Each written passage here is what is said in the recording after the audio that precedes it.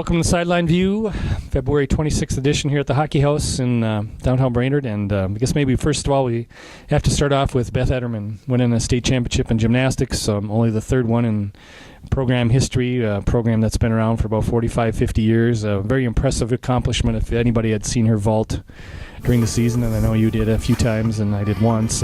She's a pretty impressive vaulter and pretty impressive athlete.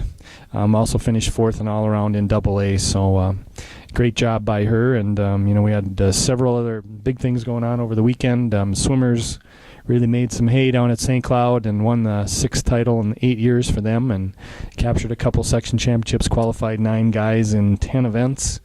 So it was quite the weekend for the Warrior teams. Yeah, plus Sam Adams is going to the state in wrestling. So we had for the area we had 33 people come advance to state. A lot of section champions, but a lot of section runners up who also made it to state.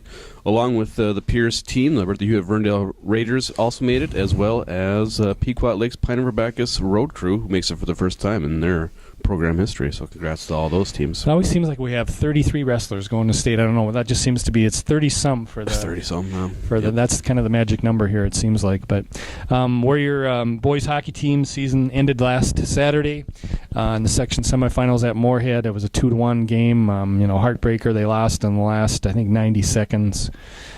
Tough way to go out. And Warrior boys basketball last night bowed out. They were down by only 3 at half, and then Elk River just kind of got away from them in the second half. And after the magical run they had last year to end it in the first round, heartbreaking as well for those guys. So heartbreaking, but probably not unexpected. Brainerd did have the number 6 seed. Elk River obviously had handled them pretty well during the regular season too. But I know Stanfield was pleased with the way this team had played all year long. They kind of surprised a lot of people with their regular season record, their conference record. I think they finished 3rd in the conference. Yep. So I mean, They had the possibility of making some noise and upsetting some teams, but obviously when you're the 6th seed on the road on a Tuesday, it's hard to win. And Elk River was good last year, and they were good this year, so yep. Not a huge surprise. No, I think a lot of people didn't think they'd ever win 14 games, and they did that. And that's a good year to build off of last year. Kind of a transition year. See what happens next year. Have a lot of those guys, a lot of younger guys back.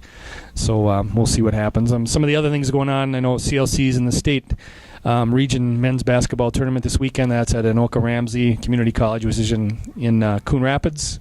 We have state swimming, diving. We have state wrestling. We just have about everything in the world pretty much going on here. So busy. It's a busy week this week, and then next week too, with the section boys basketball already starting, and section girls basketball starts next week, or is it next week? So.